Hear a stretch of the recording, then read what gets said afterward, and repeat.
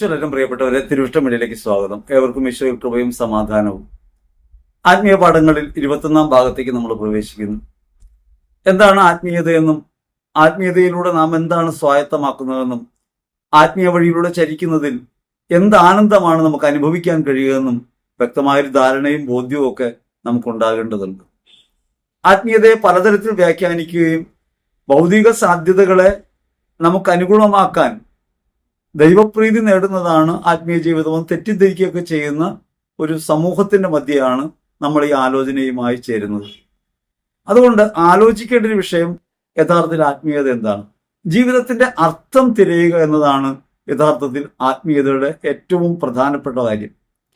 ജീവിതം അർത്ഥപൂർണമാകണമെങ്കിൽ എന്ത് ചെയ്യണം, പരിപൂർണതയിലേക്ക് പ്രവേശിക്കാൻ എന്ത് ചെയ്യണം, എന്താണ് നിത്യതയിൽ എത്തിച്ചേരാനുള്ള മാർഗം?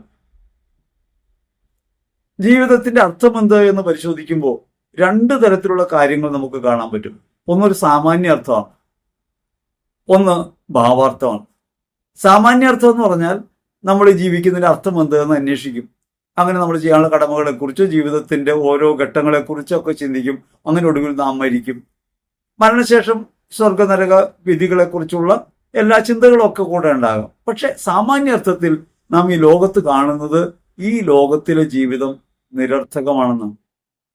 ഈ ലോകത്തിൽ നാം ചെയ്യുന്ന പ്രവൃത്തികൾ യഥാർത്ഥത്തിൽ നമുക്ക് തന്നെ ഗുണകരമായിട്ട് മാറുന്നില്ല, അവ നിലനിൽക്കുന്നില്ല എന്ന് സൂക്ഷ്മമായി പരിശോധിച്ചാൽ നമുക്ക് മനസ്സിലാവും. നാം അധ്വാനിക്കുകയും ഓടി നടക്കുകയൊക്കെ ചെയ്യുന്നത് എന്ത് നേടാനാണെന്ന് ചോദിച്ചാൽ ഏതോ നിമിഷത്തിലും നാം തിരികെ പോകേണ്ടവരാണ്. ഏത് നിമിഷത്തിലും തീർന്നു പോകുന്ന ഒരു ജീവിതമാണുള്ളത്. അതുകൊണ്ട് നിലനിൽക്കാത്ത ഒരു ജീവിതത്തിന് വേണ്ടിയുള്ള ഓട്ടമായിട്ടാണ് സാമാന്യാർത്ഥം പരിശോധിക്കുമ്പോൾ ജീവിതത്തെ നമുക്ക് കാണാൻ പറ്റുക. അധ്വാനിച്ച് കഷ്ടപ്പെട്ട് ജീവിതം നയിച്ച് മറ്റുള്ളവരുമായി ഇടപഴകി അവർക്ക് വേണ്ടതൊക്കെ ചെയ്ത് ജീവിതാവസാനം എങ്ങനെയായിത്തീരുമെന്ന് ചോദിച്ചാൽ നമുക്ക് ഉത്തരവില്ല. ആ ജീവിതത്തിൽ ഈ ചെയ്ത പ്രവൃത്തികൾ എങ്ങനെ ഗുണപ്പെടുമെന്ന് ചോദിച്ചാൽ നമുക്ക് ഉത്തരവില്ല. വളരെയധികം നന്മകൾ പ്രവർത്തിക്കുകയും മറ്റുള്ളവർക്ക് വേണ്ടി ജീവിക്കുകയും ചെയ്യുന്നവർ അവസാനം ഈ നന്മകൾക്കൊന്നും ഒരു പ്രതിഫലവും ലഭിക്കാതെ ഈ ഭൂമിയിൽ നിന്ന് ഭൗമികതയിൽ നിന്ന് മടങ്ങിപ്പോകുന്നതായി നമ്മൾ കാണുന്നുണ്ട്. ഒരർത്ഥവും ഇല്ലാത്തതായി പോകുന്നു ജീവിതം. അതുകൊണ്ട് ജീവിതാന്ത്യത്തിൽ പലപ്പോഴും നമ്മൾ ചെയ്ത പ്രവൃത്തികളെ കുറിച്ചൊക്കെ നിരർത്ഥകത അനുഭവപ്പെടും. നെപ്പോളിയൻ സാമ്രാജ്യമൊക്കെ വെട്ടിപ്പിടിച്ച് അവസാനം മരണത്തോടടുക്കുമ്പോൾ പറയുന്നത്, ഞാനൊന്നും കൊണ്ടുപോകുന്നില്ല, അതുകൊണ്ട് എൻ്റെ 2 കൈയും പുറത്തിടണം. അങ്ങനെ പറയുമ്പോൾ ഇത്രയും ചെയ്തത് മുഴുവൻ നിരർത്ഥകമായി പോകുന്ന ഒരു നിമിഷം ജീവിതത്തിൽ ഉണ്ടാകും. ഒന്നും ഗുണകരമല്ലാതായി മാറിപ്പോകുന്ന ഒരു ദിനം നമുക്കുണ്ടാകും. അതായത് സാമാന്യാർത്ഥം നമ്മോട് പറയുന്നത് ഒരു നിരർത്ഥകതയാണ്. എന്നാൽ സാമാന്യാർത്ഥത്തിൽ നിരർത്ഥകതയായി കാണപ്പെടുന്ന ഈ കാര്യം ഗുണകരമാണ്, അല്ലെങ്കിൽ ആനന്ദപൂർണതയിലേക്കുള്ള വഴിയാണ് എന്ന് പറയുന്നിടത്താണ് അത് ആത്മീയമായ അർത്ഥത്തിന്റെ തിരിച്ചറിവായിട്ട് മാറുക. സാമാന്യം എന്നത് കേവല അറിവാണ്, ഭാവാർത്ഥമാകട്ടെ ഒരു തിരിച്ചറിവാണ്. നമ്മൾ പല വാക്കുകളെയും കുറിച്ചും നമുക്ക് ചിന്തിക്കാൻ പറ്റും. സാമാന്യാർത്ഥത്തിൽ ചിന്തിക്കുന്നതും ഭാവാർത്ഥത്തിൽ ചിന്തിക്കുന്നതും രണ്ടായിട്ട് മാറും. സാമാന്യാർത്ഥത്തിൽ വിവേകം എന്ന് പറഞ്ഞാൽ അത് നമ്മുടെ ജീവിതത്തിന് ഉടവൊന്നും തട്ടാതെ, കഷ്ടപ്പാടുകളൊന്നും ഇല്ലാതെ, ബുദ്ധിമുട്ടില്ലാതെ പോകാൻ വേണ്ടി നമ്മൾ ഒരു സുരക്ഷിത മാർഗം തിരഞ്ഞെടുക്കുന്നതിനെയാണ് വിവേകപൂർണമായ പ്രവൃത്തി എന്ന് പറയുന്നത്.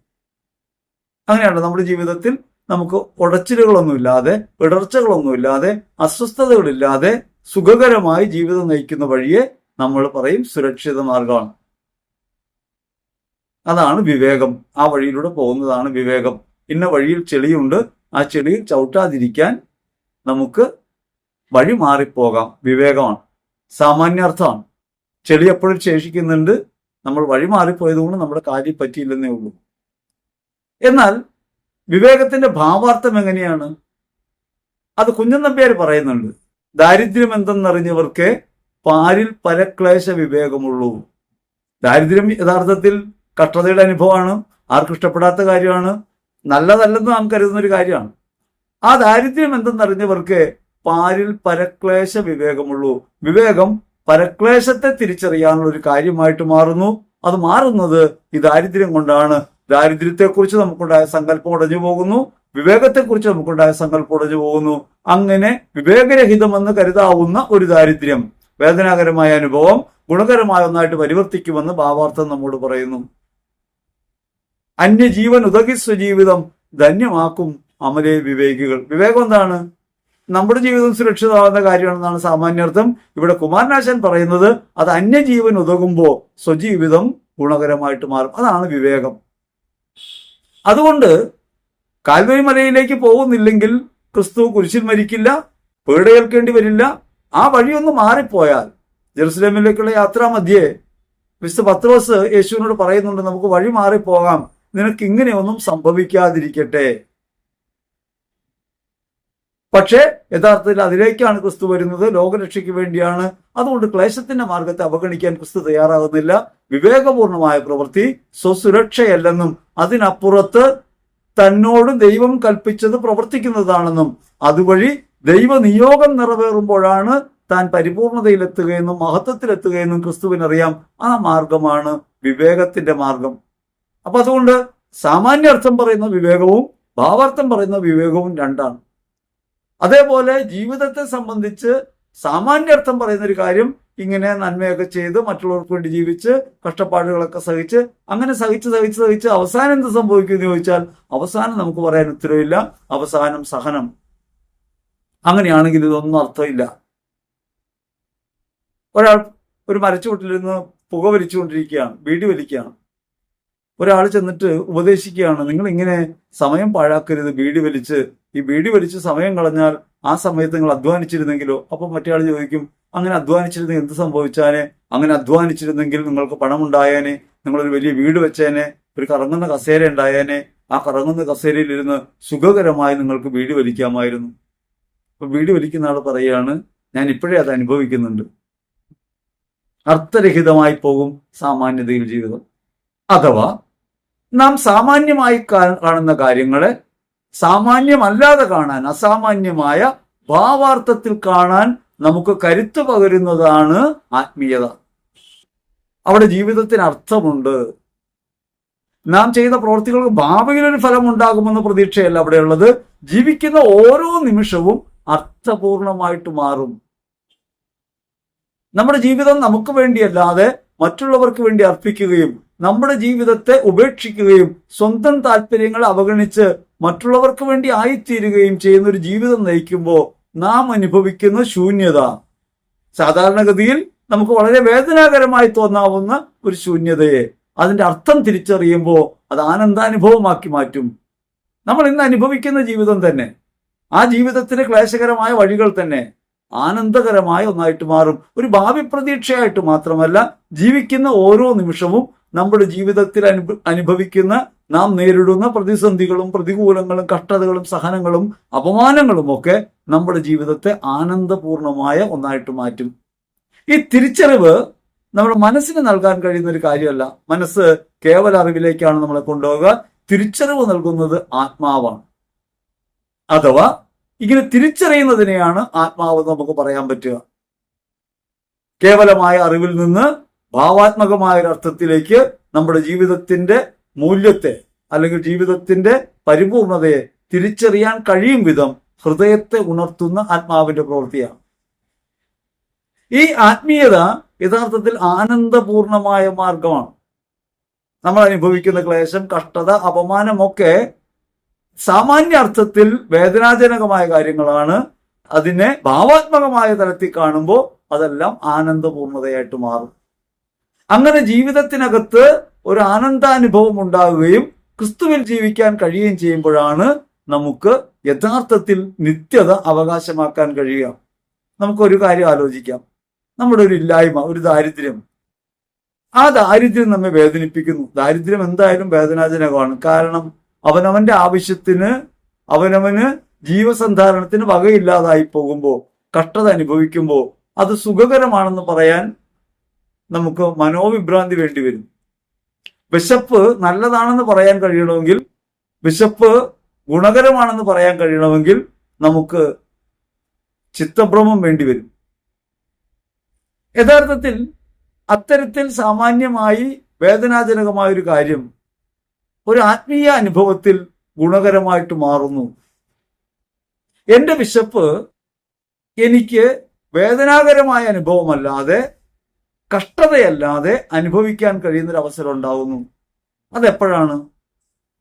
അത് അതിന്റെ ആത്മാർത്ഥം അറിയുമ്പോഴാണ്. ഭാവാർത്ഥം അറിയുമ്പോഴാണ്. അപ്പോ വിശക്കുന്ന ഒരുവനെ ഞാൻ കാണുന്നു, അവനിൽ ഞാൻ ക്രിസ്തുവിനെ കാണുന്നു, അവനുള്ള ഭക്ഷണമാണ് എൻ്റെ കയ്യിലുള്ളതെന്ന് അറിയുന്നു, ഞാനത് അവന് കൊടുക്കുന്നു. ഞാനത് അവന് കൊടുക്കുമ്പോ ഞാൻ വിശപ്പ് അനുഭവിക്കുന്നുണ്ട്. ആ വിശപ്പിനകത്ത് ഒരാനന്ദപൂർണതയും അനുഭവിക്കുന്നുണ്ട്. സ്വന്തം മക്കൾക്ക് ഭക്ഷണം വിളമ്പിക്കൊടുത്ത് ഭക്ഷണം കഴിക്കാൻ നിവൃത്തിയില്ലാതെ കഞ്ഞിവെള്ളം കുടിച്ച് വിശപ്പടക്കുന്ന ഒരു അമ്മ അനുഭവിക്കുന്ന അനുഭൂതി, അവനവനെ ഉപേക്ഷിച്ച് അവരന് വേണ്ടിയായിത്തീരുമ്പോൾ സ്വന്തം നഷ്ടങ്ങൾ അവരന് നേട്ടമാകുന്നത് കാണുമ്പോൾ ഉണ്ടാകുന്ന ഹൃദയപരമായ ഒരു അനുഭവതലം, അത് ആത്മാവിന്റെ ഉയർച്ചയിൽ മാത്രം സംഭവിക്കുന്ന കാര്യമാണ്. യേശു പിലാത്തോസിന്റെ അരമനയിൽ വെച്ച് കുറ്റക്കാരനായി വിധിക്കപ്പെടുന്നു. നമ്മൾ ആലോചിക്കണം, പരമപരിശുദ്ധനായ ഒരുവൻ. നമ്മളൊക്കെ തെറ്റുകാരാണ്, നിരവധി വീഴ്ചകളുള്ളതാണ്. മറ്റുള്ളവർ നമ്മെ കുറ്റപ്പെടുത്തുമ്പോൾ അവർ പറയുന്ന കുറ്റം നമ്മൾ ചെയ്തിട്ടില്ലെങ്കിലും മറ്റേതെങ്കിലും തരത്തിൽ ഒരു കുറ്റം നമ്മൾ ചെയ്തിട്ടുണ്ട്. അതുകൊണ്ട് പരിശുദ്ധനാണ്, ഒരു തെറ്റും ചെയ്യാത്തവനാണ് ഞാനെന്ന് പറയാൻ എനിക്കോ നിങ്ങൾക്കോ സാധ്യമല്ല. നമ്മുടെ മേലൊരു കുറ്റം ആരെങ്കിലും ആരോപിക്കുമ്പോൾ ആ കുറ്റം നമ്മൾ ചെയ്തിട്ടുണ്ടാവണമെന്നില്ല. പക്ഷേ നിരവധിയായ കുറ്റങ്ങൾ നമുക്കുണ്ട്, കുറവുകളുള്ളവരാണ് നമ്മൾ. പരിപൂർണനായ പരമപരിശുദ്ധനായ ഒരുവൻ, തെറ്റ് ഏതുമേ ചെയ്യാത്ത ഒരുവൻ പിലാത്തോസിന്റെ അരമനയിൽ നിൽക്കുന്നു.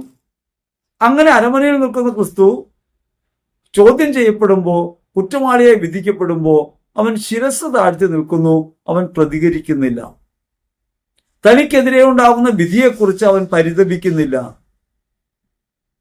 ക്രിസ്തുവിന് അത് മഹത്വാനുഭവമാണ്. പിതാവിന്റെ ഹിതം നിറവേറുകയും മനുഷ്യരക്ഷ സാധ്യമാകുകയും ചെയ്യുന്ന കാര്യമാണ് താൻ ചെയ്യുന്നതെന്ന് ക്രിസ്തുവിനറിയാം.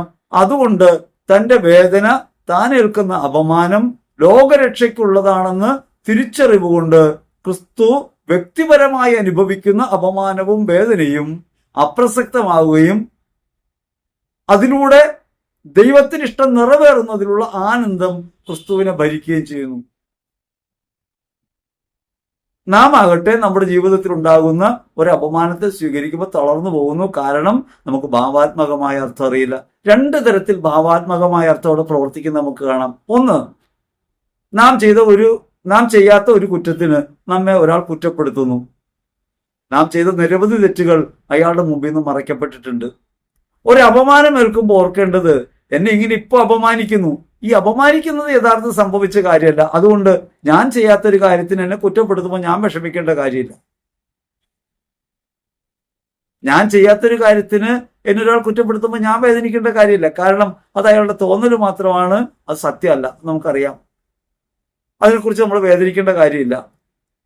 ഇനി രണ്ടാമത്, നാം ചെയ്ത നിരവധിയായ തെറ്റുകൾ ദൈവം മറ്റുള്ളവരുടെ മുമ്പിൽ നിന്ന് മറച്ചു വെച്ചിരിക്കുന്നു. ദൈവം നമ്മെ കരുതി.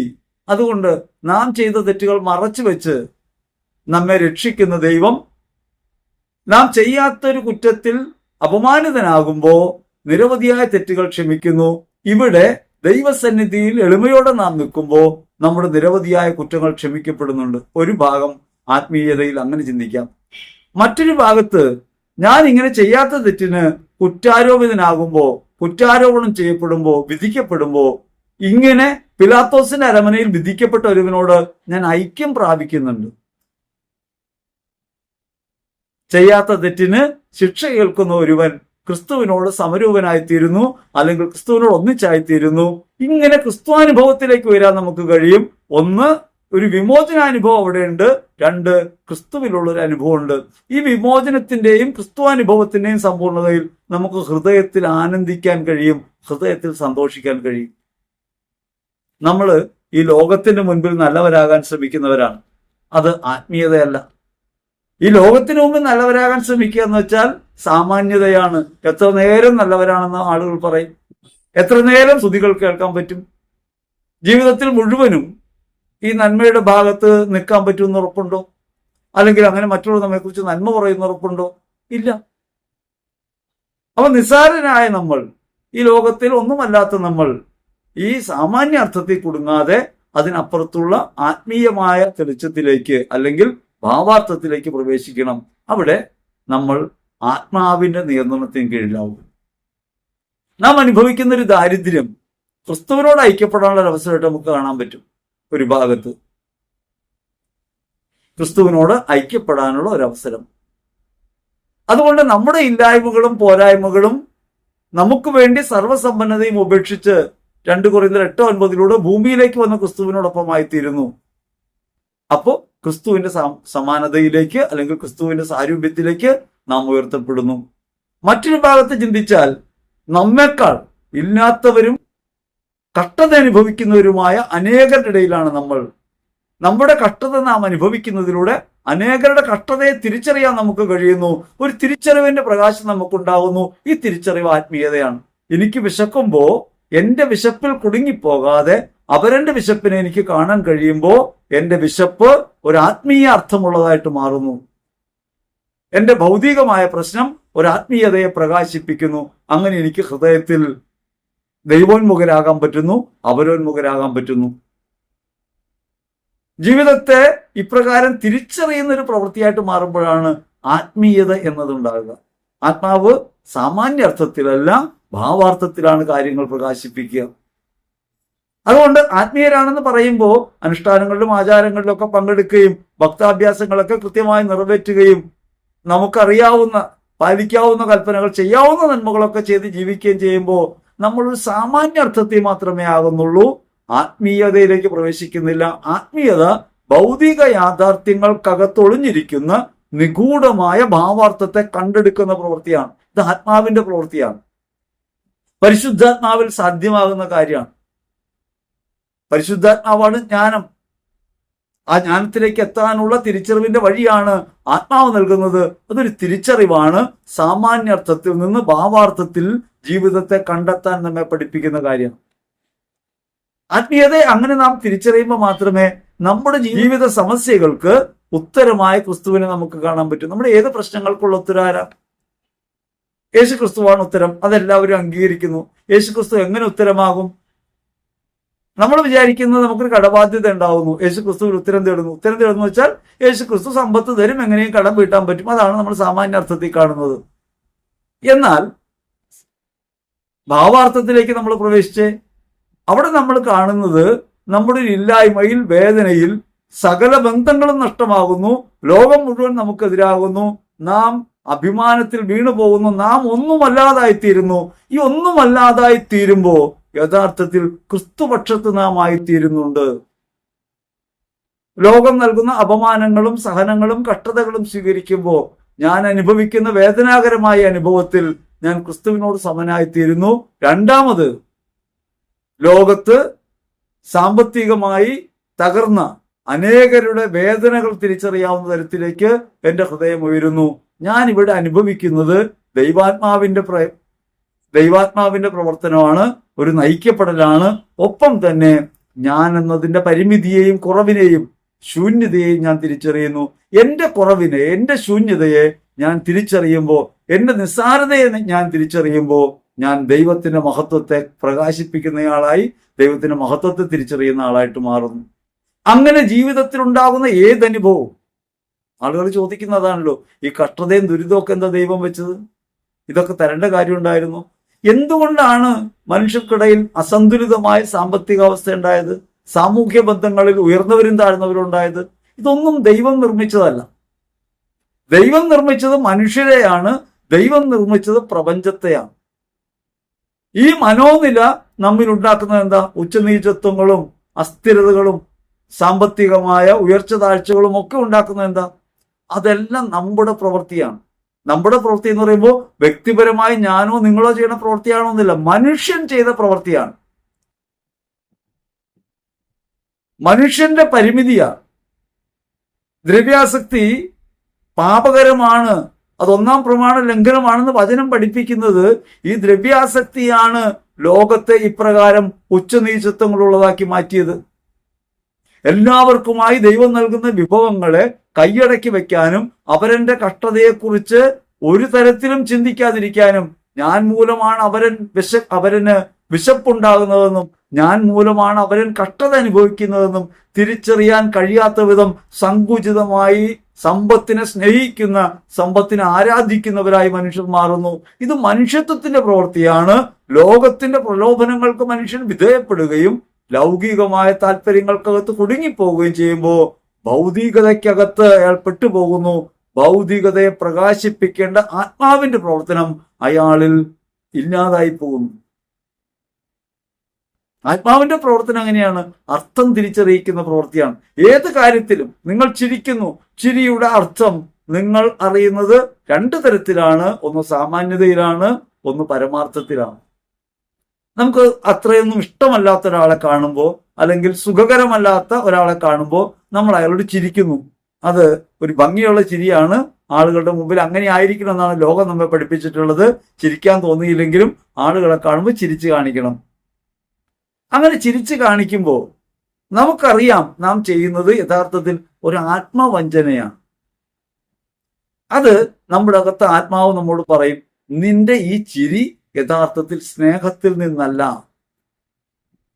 ഇത് മറ്റുള്ളവർക്ക് മനസ്സിലാവണമെന്നില്ല, പക്ഷെ നമുക്ക് തന്നെ അറിയാൻ പറ്റും. നാം ചെയ്യുന്ന ഒരു പ്രവൃത്തിയെ നമ്മുടെ മനസാക്ഷിയിൽ നിരന്തരമായി ഉണ്ടാകുന്ന സ്വരത്തിന്റെ പ്രേരണയാൽ എപ്പോഴും പരിശോധിക്കുന്നുണ്ട്.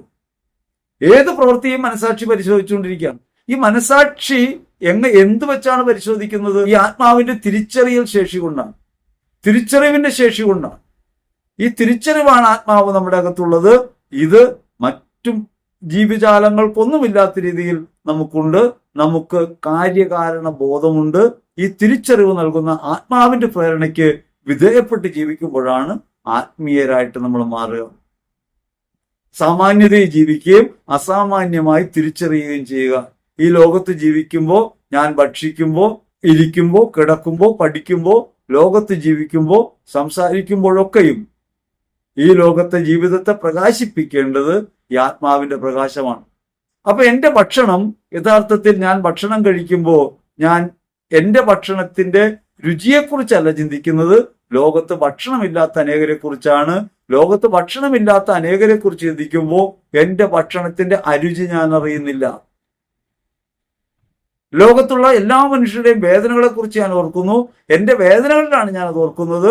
അങ്ങനെ എന്റെ വേദനകൾ, ഞാൻ അനുഭവിക്കുന്ന വേദനകൾ ഓർക്കുമ്പോൾ ഞാൻ അനേകരുടെ വേദനകളെ ഓർക്കുന്നു. അങ്ങനെ എന്നെക്കാൾ കൂടുതൽ വേദനിക്കുന്നവരെ ഓർക്കുന്നു. അങ്ങനെ എന്റെ വേദനയുടെ കുടുക്കിൽ നിന്ന് ഞാൻ പുറത്തു കിടക്കുന്നു. കുറച്ചുകൂടി ഉയർന്നാൽ ക്രിസ്തുവിന്റെ പീഡകളെ ഞാൻ ഓർക്കുന്നു. അങ്ങനെ ക്രിസ്തുവിന്റെ പീഡകളെ ഓർക്കുമ്പോൾ എന്റെ പീഡകളുടെ നിസ്സാരതയെ ഞാൻ തിരിച്ചറിയുന്നു. ഇങ്ങനെ തന്റെ കുറവ് താൻ തിരിച്ചറിഞ്ഞാൽ, അവനവൻ കുറവറിഞ്ഞാൽ അറിവായി. ഈ അവനവൻ കുറവറിയുന്ന, അവനവന്റെ ശൂന്യത അറിയുന്ന, നിസ്സാരത അറിയുന്ന ഒരു ബോധം ആത്മാവിൽ നമുക്കുണ്ട്. ഈ ആത്മബോധത്തിലേക്ക് നാം ഉയരുമ്പോഴൊക്കെയാണ് നമ്മൾ ആത്മാവിന്റെ പ്രേരണയ്ക്കകത്ത് ജീവിക്കുന്നവരായിട്ട് മാറുക. അതല്ലെങ്കിൽ നമ്മുടെ ജീവിതം പലപ്പോഴും അബദ്ധമായിട്ട് മാറും. ഈ കഴിഞ്ഞ ദിവസം സോഷ്യൽ മീഡിയയിൽ വന്ന ഒരു സന്ദേശം കുരിശിന്റെ വഴി ചെല്ലുമ്പോൾ 14 ഗുണങ്ങളുണ്ടെന്ന് പറഞ്ഞുകൊണ്ടാണ്. കുരിശിന്റെ വഴി ചെല്ലുമ്പോൾ 14 ഗുണങ്ങൾ, 14 നന്മകൾ വരും എന്ന് ഒരു സ്വകാര്യ വെളിപാടിനെ കുറിച്ചാണ് പറയുന്നത്. വാസ്തവത്തിൽ കുരിശിന്റെ വഴി ചെല്ലുമ്പോൾ, കുരിശിന്റെ വഴി ചെല്ലുക എന്നല്ല ശരിക്കും വിചാരിക്കേണ്ടത്. കുരിശിന്റെ വഴി ധ്യാനിക്കുമ്പോൾ അതൊരു ധ്യാനമാർഗമാണ്. കുരിശിന്റെ വഴി ധ്യാനിക്കുമ്പോൾ ഈ 14 നന്മകൾ ഉണ്ടാകുന്നല്ല, ഉണ്ടാകുന്ന പരമാർത്ഥമായ നന്മ ക്രിസ്തുവിനോടൊപ്പമായി തീരുന്നു. നമ്മുടെ ഭൗതിക ക്ലേശങ്ങളും ജീവിതമാകുന്ന കുരിശും ക്രിസ്തുവിന്റെ പിന്നാലെ അനുഗമിക്കാനായി നാം എടുക്കുന്നു. അങ്ങനെ അവൻ കുരിശ് വഹിച്ചതുപോലെ നമ്മുടെ ജീവിത കുരിശുകൾ വഹിച്ചുകൊണ്ടും അവരന്റെ കുരിശുകൾ താങ്ങിക്കൊണ്ടും നാം ക്രിസ്തുവിന്റെ പിന്നാലെ യാത്രയാകുന്നു. ഈ ഒരു അനുഭവത്തിലേക്ക് നാം വരുമ്പോൾ യഥാർത്ഥത്തിൽ നമ്മുടെ കുരിശുകൾ നിസ്സാരങ്ങളാകുന്നു, നാം വഹിക്കുന്ന ഭാരങ്ങൾ നിസ്സാരങ്ങളാകുന്നു. ക്രിസ്തുവിനെ അനുഗമിക്കുമ്പോൾ നമ്മുടെ മനസ്സ് ലഘുവായിത്തീരുന്നു, നമ്മുടെ ദുഃഖങ്ങൾ ലഘുവായിത്തീരുന്നു. ആത്മാവിന്റെ ഉയർച്ച മനസ്സിന്റെ സാമാന്യ ചിന്തകളിൽ നിന്നും ഉപരിയായ ഒന്നിലേക്ക് നമ്മെ നയിക്കുന്നു. ഈ ആത്മീയമായ ഉണർവാണ് യഥാർത്ഥത്തിൽ കുരിശിന്റെ വഴി ധ്യാനിക്കുമ്പോൾ ഉണ്ടാകുന്നത്. കുരിശിന്റെ വഴി ധ്യാനിച്ച് പുറത്തേക്ക് ഇറങ്ങുന്ന സമയത്ത് ഒരാൾ കരണത്തടിച്ചാൽ പെട്ടെന്ന് നമുക്ക് പ്രതികരിക്കാൻ കഴിയില്ല. കാരണം നാം ക്രിസ്തുബോധത്തിലാണ്. ഈ ക്രിസ്തുബോധം എത്രത്തോളം നമുക്ക് നിലനിർത്തിക്കൊണ്ടു പോകാൻ പറ്റുമോ, എത്ര നേരം നമുക്ക് കൂടെ കൊണ്ടു നടക്കാൻ പറ്റുമോ, ക്രിസ്തുബോധത്തിൽ എത്ര നേരം നമുക്ക് നിലനിൽക്കാൻ പറ്റുമോ അത്ര നേരവും ആത്മീയ അർത്ഥമായിരിക്കും ഓരോ സംഭവങ്ങൾക്കും സന്ദർഭങ്ങൾക്കും നമുക്ക് കാണാനാവുക. അതുകൊണ്ട് ആത്മീയ അർത്ഥത്തെ ലോകത്തിന്റെ ജീവിതത്തിനകത്ത് കണ്ടെത്താൻ കഴിയുന്ന തരത്തിൽ ഉയർച്ച ഉണ്ടാകുന്നതാണ് ആത്മീയ ജീവിതം. അല്ലാതെ ആചാരങ്ങളും അനുഷ്ഠാനങ്ങളിലും കുടുങ്ങി എന്തെങ്കിലും കാര്യസാധ്യത്തിന് വേണ്ടി പ്രാർത്ഥിച്ച് ദൈവവുമായി സ്നേഹത്തിലാണെന്ന് കരുതി വശായി ജീവിക്കുന്നതല്ല. വാസ്തവത്തിൽ നമ്മുടെ ശൂന്യതയിൽ മാത്രമേ ക്രിസ്തുവിനെ നമുക്ക് കാണാൻ പറ്റൂ. ശൂന്യമായ കല്ലറയ്ക്കകത്താണ് ക്രിസ്തുവിന്റെ ഉദ്ധാനത്തെ ശിഷ്യന്മാർ തിരിച്ചറിയുന്നത്. ശൂന്യമായ കല്ലറയ്ക്കകത്ത് മാത്രമേ ക്രിസ്തുവിനെ അപ്രകാരം ഉദ്ധിതനായി അവർക്ക് കാണാൻ പറ്റൂ. അതുകൊണ്ട് നമ്മുടെ ശൂന്യതയിൽ, നിസ്സാരതയിൽ, കഷ്ടതയിൽ, വേദനയിലൊക്കെ ക്രിസ്തുവിന്റെ മുഖം തെളിയുന്നതായി കാണുന്നു. ആ ക്രിസ്തുവിന്റെ മുഖം തെളിയുന്നതായി കാണുമ്പോൾ നാം ആത്മീയ വഴിയിലാണ്. അതുകൊണ്ട് ക്രിസ്തുവിൽ നമുക്ക് മഹത്വത്തോടെ പ്രവർത്തിക്കാൻ പറ്റും. ഒരു പുതിയ ജീവിതം നയിക്കാൻ പറ്റും, പഴയതല്ലാത്തൊരു ജീവിതം. അതിന് സഹായകരങ്ങളാണ് ആചാരങ്ങളും അനുഷ്ഠാനങ്ങളും എല്ലാ പ്രാർത്ഥനകളും. പക്ഷെ പ്രാർത്ഥനകളൊക്കെയും ജീവിതത്തിന്റെ അർപ്പണങ്ങളൊക്കെയും ആചാരാനുഷ്ഠാനങ്ങളൊക്കെയും കേന്ദ്ര തത്വമായ ഈ ഭാവാർത്ഥ പ്രവേശനത്തിലേക്ക് നമ്മെ സഹായിക്കുന്നില്ലെങ്കിൽ അവയൊന്നും ഗുണകരമല്ല. അവയൊക്കെ കേവലം ഭൗതികമായ കാര്യങ്ങളായിട്ട് ഒതുങ്ങും. അതുകൊണ്ട് പ്രാർത്ഥനകൾ പലപ്പോഴും ഭൗതികമായിട്ട് ഒതുങ്ങുന്നു. നമ്മുടെ ആചാരാനുഷ്ഠാനങ്ങൾ ഭൗതിക ക്രമത്തിൽ മാത്രം ഒതുങ്ങുന്നു. അതിന്റെ ആന്തരികതയിലേക്ക് നമുക്ക് പോകാൻ കഴിയുന്നില്ല.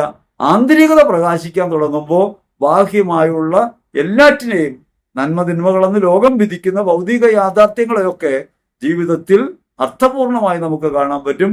ജീവിതം ആനന്ദപൂർണമായിട്ട് മാറും. അപ്പോഴാണ് വേദനിക്കുമ്പോൾ ചിരിക്കാൻ കഴിയുക, സങ്കടങ്ങളിൽ ദൈവത്തെ സ്തുതിക്കാൻ കഴിയുക, ലോകത്ത് എല്ലാവരും ഓടിയകലുന്ന ദുരിതമാർഗങ്ങളെ ഹൃദയത്തോട് ചേർത്ത് ആശ്ലേഷിക്കാൻ കഴിയുക. ഫ്രാൻസിസ് പറയുന്നത് പോലെ ദാരിദ്ര്യത്തെ പ്രണയിക്കാൻ പറ്റും.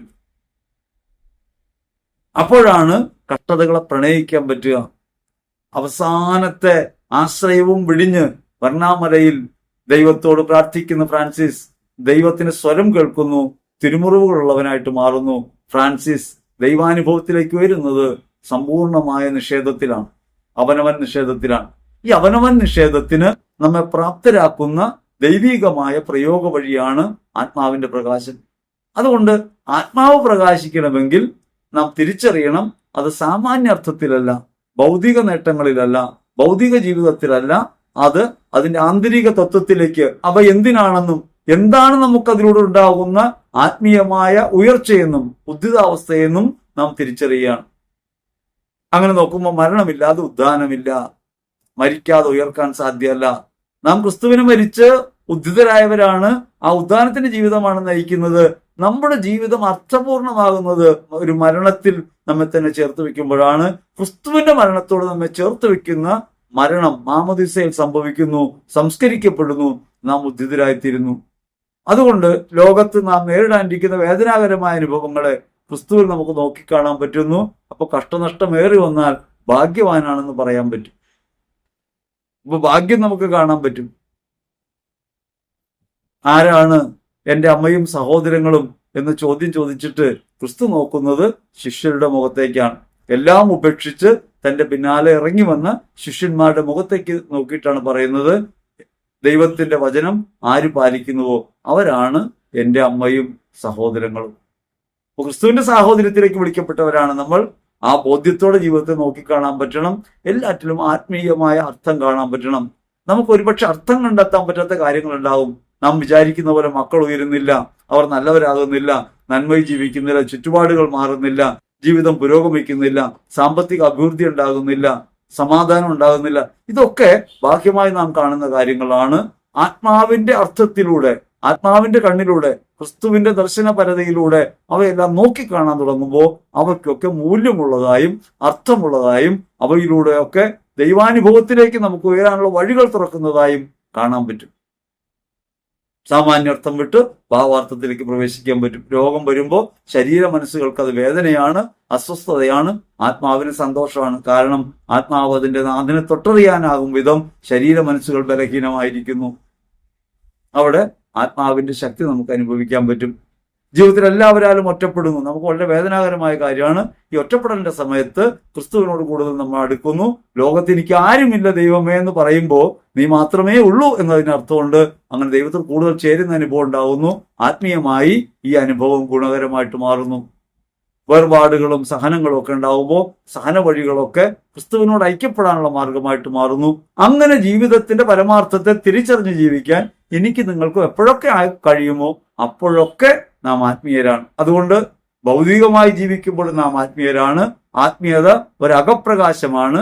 ആ അകപ്രകാശം ഭാവാർത്ഥത്തിലേക്ക് നമ്മെ നയിക്കുന്നു. ലോകം കാണുന്നത് പോലെ അല്ലാതെ ലോകത്തെ കാണാനും, ജീവിതം അനുഭവിക്കുന്നത് പോലെ അല്ലാതെ ജീവിതത്തെ മനസ്സിലാക്കാനും, ജീവിതം നേരിടുന്ന പ്രതിസന്ധികളെ നാം നിസ്സാരരാണെന്നും കുറവുള്ളവരാണെന്നും പരിമിതരാണെന്നുള്ള ബോധ്യത്തോടെ അപരിമേയമായ ദൈവത്തിന്റെ സ്നേഹത്തിലേക്ക് എടുത്തു വെക്കാനും കഴിയുമ്പോൾ നമ്മുടെ ജീവിതം അർത്ഥപൂർണമായിട്ട് മാറും. ഇപ്പൊ മുതൽ നാം ഇത് ഇങ്ങനെ ധ്യാനിക്കുന്നത് മുതൽ, അല്ലെങ്കിൽ നാം ഇത് മനസ്സിൽ ഉറപ്പിക്കുന്നത് മുതൽ, ഈ തിരിച്ചറിവിന്റെ പ്രകാശം നമുക്കുണ്ടാകുന്നത് മുതൽ നാം അല്ലാതായിത്തീരുന്നു, ക്രിസ്തുവായിത്തീരുന്നു, നാം അപരത്വത്തിലായിത്തീരുന്നു. അങ്ങനെ ആനന്ദാനുഭവത്തിലേക്ക് പ്രവേശിക്കാൻ എനിക്കും നിങ്ങൾക്കും കഴിയും. ക്രിസ്തു എല്ലാറ്റിനും ഉത്തരമായിട്ട് മാറും. അത് കടം മാറ്റാൻ പണം തന്നുകൊണ്ടല്ല, രോഗം മാറ്റി തന്നുകൊണ്ടല്ല, ക്ലേശങ്ങൾ മാറ്റി തന്നുകൊണ്ടല്ല. ഈ ക്ലേശങ്ങളിലും രോഗങ്ങളിലും തകർച്ചകളിലുമൊക്കെ പ്രകാശിക്കുന്നവനായി, നിന്നെ വീണ്ടെടുത്തവനായി, നിന്നെ രക്ഷിക്കുന്നവനായി, വിമോചകനായ ദൈവത്തെ അനുഭവിക്കാൻ കഴിയും. ക്രിസ്തുവിനെ അനുഭവിക്കാൻ കഴിയും. അവൻ നമുക്കായി നൽകിയ ഉദ്ധാനത്തെ അനുഭവിക്കാൻ കഴിയും. ആ ഉദ്ധിതാവസ്ഥയിലേക്ക് നാം ഓരോരുത്തരും പ്രവേശിക്കട്ടെ. അതിനുള്ളതായി മാറട്ടെ ഈ നോമ്പാചരണങ്ങളും നാം അനുഷ്ഠിക്കുന്ന പ്രാർത്ഥനകളുമൊക്കെ കേവലമായ താല്പര്യങ്ങൾക്കപ്പുറത്ത് ഭാവാർത്ഥമായ ദൈവത്തിന്റെ യഥാർത്ഥ സ്നേഹത്തെ തിരിച്ചറിഞ്ഞ് ജീവിക്കാനുള്ള ഒരു ഉൾവെളിച്ചം ആത്മാവിൽ നമുക്ക് ഏവർക്കും ലഭ്യമാകട്ടെ. പരിശുദ്ധാത്മാവ് അങ്ങനെ പ്രവർത്തിക്കട്ടെ എന്ന് ഹൃദയപൂർവ്വം നമുക്ക് ആഗ്രഹിക്കാം. ദൈവം നമ്മെ അനുഗ്രഹിക്കട്ടെ. ആമേൻ.